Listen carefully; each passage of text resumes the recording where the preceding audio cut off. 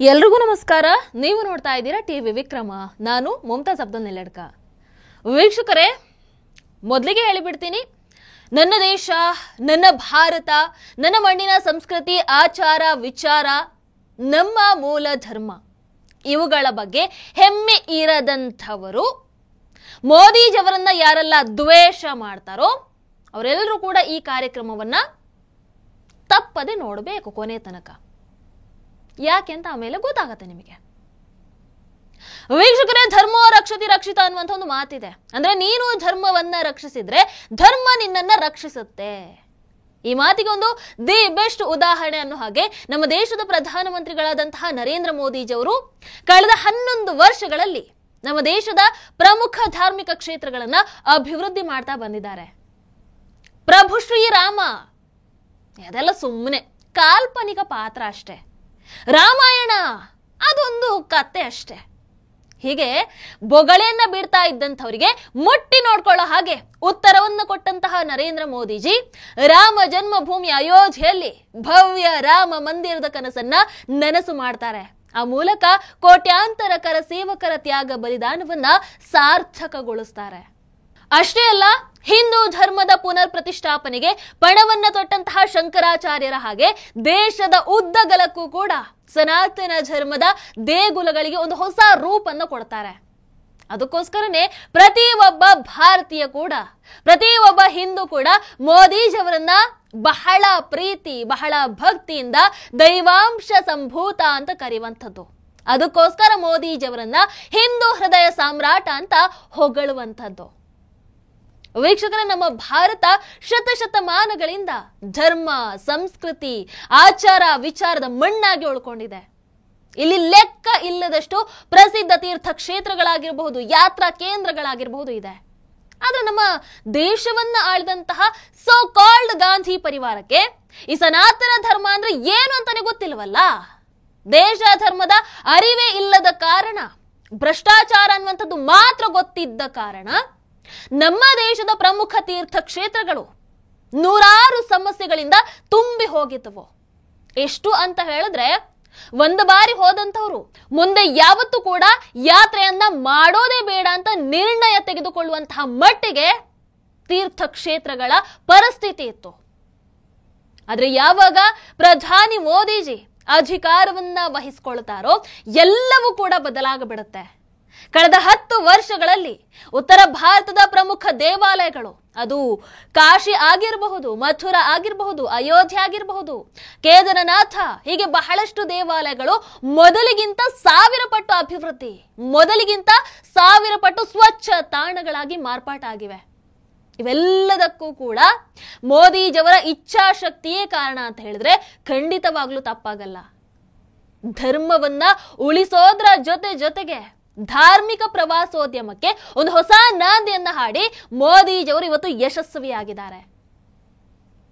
ವೀಕ್ಷಕರು, ಇನ್ನು ಉತ್ತರ ಭಾರತದ ಕಾಶಿ ಕಾರಿಡಾರ್ ಆಗಿರಬಹುದು, ಕರ್ತಾರ್ಪುರ ಸಾಹಿಬ್ ಕಾರಿಡಾರ್ ಆಗಿರಬಹುದು, ಕೇದಾರನಾಥದಲ್ಲಿ ಆದಿಶಂಕರಾಚಾರ್ಯರ ಮೂರ್ತಿ ನಿರ್ಮಾಣ ಮಾಡೋದಾಗಿರಬಹುದು, ಸೋಮನಾಥ ದೇವಸ್ಥಾನದ ಅಭಿವೃದ್ಧಿಯನ್ನ ಮಾಡೋದಾಗಿರಬಹುದು, ಇನ್ನು ಉಜ್ಜಯಿನಿಯ ಮಹಾಕಾಲ ಲೋಕ ಕಾರಿಡಾರ್ ಆಗಿರಬಹುದು, ಕೇದಾರನಾಥ ದೇವಸ್ಥಾನದ ಮರು ಅಭಿವೃದ್ಧಿ ನಿರ್ಮಾಣ ಆಗಿರಬಹುದು.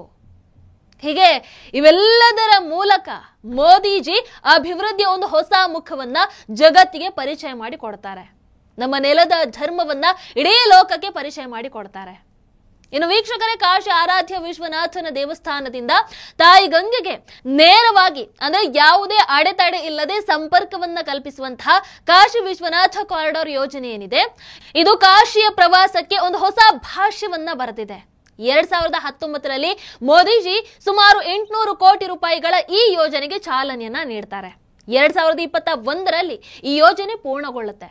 ನಿಜಕ್ಕೂ ಅವತ್ತು ಕಾಶಿಯ ಆ ಹೊಸ ರೂಪನ್ನ ನೋಡಿ ಇಡೀ ವಿಶ್ವ ದಂಗಾಗಿ ಬಿಡುತ್ತೆ.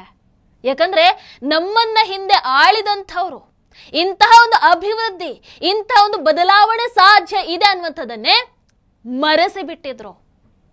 ಹಿಂದೆ ಪ್ರತಿ ವರ್ಷ 60 ರಿಂದ 70 ಲಕ್ಷ ಜನ ಭೇಟಿ ನೀಡ್ತಾ ಇದ್ದಂತಹ ಕಾಶಿಗೆ ಈಗ ವರ್ಷಕ್ಕೆ ಸುಮಾರು 10 ಕೋಟಿ ಜನ ಬಂದಿಳಿತಾ ಇದ್ದಾರೆ. ಹಿಂದೆಲ್ಲ ರಜೆ ಸಿಕ್ಕಿದ್ರೆ ತಾಜ್ ಮಹಲ್ ನೋಡೋದಕ್ಕೆ ಹೋಗೋಣ ಅಂತ ಹೇಳ್ತಾ ಇದ್ದಂಥವ್ರು ಇವತ್ತು ನಾವು ಕಾಶಿಗೆ ಹೋಗೋಣ, ನಾವು ಅಯೋಧ್ಯ ನೋಡೋದಕ್ಕೆ ಹೋಗೋಣ ಅಂತ ಪ್ಲಾನ್ ಹಾಕೊಳ್ತಾ ಇದ್ದಾರೆ ಅಂತ ಹೇಳಿದ್ರೆ ಅವೆಲ್ಲದಕ್ಕೂ ಕೂಡ ಮುಖ್ಯ ಕಾರಣ ನಮ್ಮೆಲ್ಲರ ಪ್ರಧಾನಮಂತ್ರಿಗಳಾದಂತಹ ನರೇಂದ್ರ ಮೋದಿಜಿ.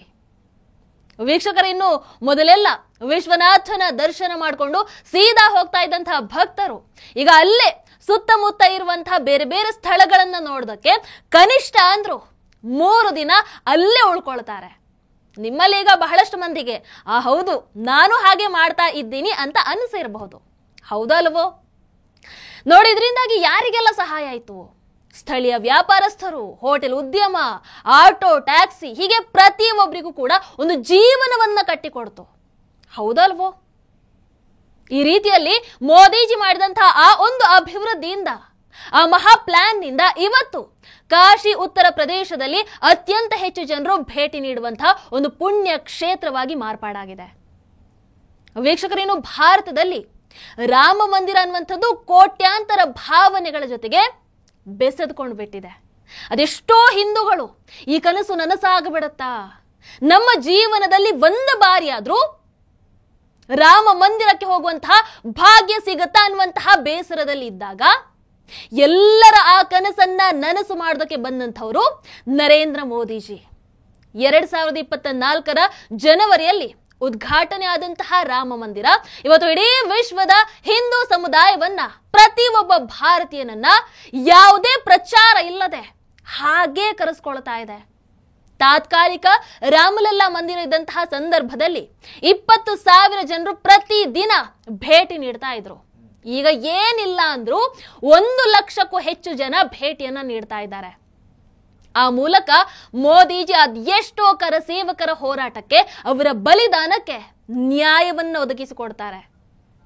ವೀಕ್ಷಕರು, ಇದು ಬಿಟ್ರೆ 2022ರ ಅಕ್ಟೋಬರ್ನಲ್ಲಿ ಮೋದಿಜಿ 900 ಮೀಟರ್ ಇಡೀ ಉಜ್ಜಯಿನಿಯ ಆ ಪ್ರವಾಸಕ್ಕೆ ಒಂದು ಭಾವನಾತ್ಮಕ ಕಲಿಯನ್ನ ತಂದುಕೊಡುವಂತಹ ಮಹಾಕಲ್ ಕಾರಿಡಾರ್ ಅನ್ನು ಉದ್ಘಾಟನೆ ಮಾಡ್ತಾರೆ. 2013ರ ಮಹಾಪ್ರವಾಹದ ನಂತರ ಕೇದಾರನಾಥ ದೇವಸ್ಥಾನ, ಅದೇ ರೀತಿ ಆ ಹಳೆಯ ಪಟ್ಟಣ ಸಂಪೂರ್ಣ ನಾಶ ಆಗಿ ಹೋಗ್ಬಿಡುತ್ತೆ. ಅವತ್ತೇ ಮೋದಿಜಿ ಕೇದಾರನಾಥದ ಮರು ನಿರ್ಮಾಣದ ಜವಾಬ್ದಾರಿಯನ್ನ ಹೊರ್ತಾರೆ. ವೀಕ್ಷಕರು, ನಿಮಗೆಲ್ಲರಿಗೂ ಗೊತ್ತಿರೋ ಹಾಗೆ ಕೇದಾರನಾಥ ದೇವಸ್ಥಾನ ಪರಿಸರ ರಮಣೀಯವಾದಂತಹ ಸ್ಥಳದಲ್ಲಿದೆ. ಅದಕ್ಕೋಸ್ಕರನೇ ಮೋದಿಜಿ ಪರಿಸರ ಉಳಿಸೋದ್ರ ಜೊತೆಗೆ ಅಭಿವೃದ್ಧಿಯನ್ನ ಕೂಡ ಮಾಡಬೇಕು ಅನ್ನುವಂತಹ ಕನಸನ್ನ ಕಾಣ್ತಾರೆ.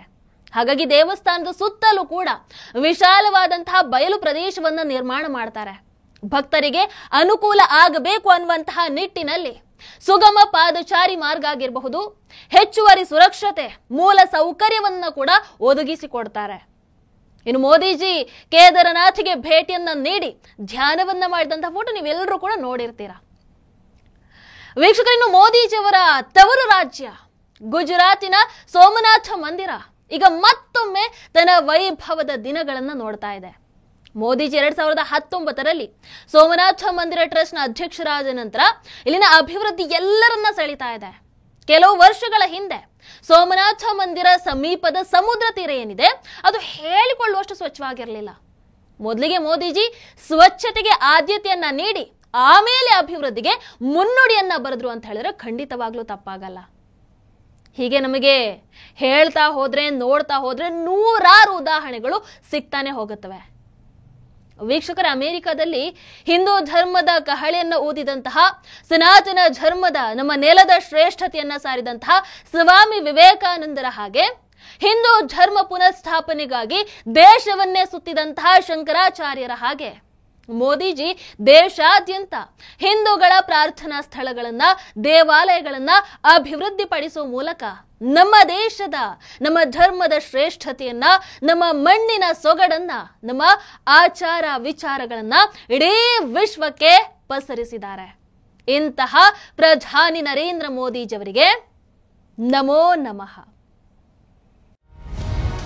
ಟಿವಿ ವಿಕ್ರಮ, ದೇಶ ನಿಮ್ಮ ಕೈಯಲ್ಲಿ.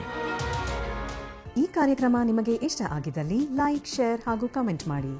ಟಿವಿ ವಿಕ್ರಮದ ಕಾರ್ಯಕ್ರಮಗಳನ್ನು ನಿರಂತರವಾಗಿ ವೀಕ್ಷಿಸಲು ಸಬ್ಸ್ಕ್ರೈಬ್ ಮಾಡಿ, ಬೆಲ್ ಐಕನ್ ಒತ್ತಿ.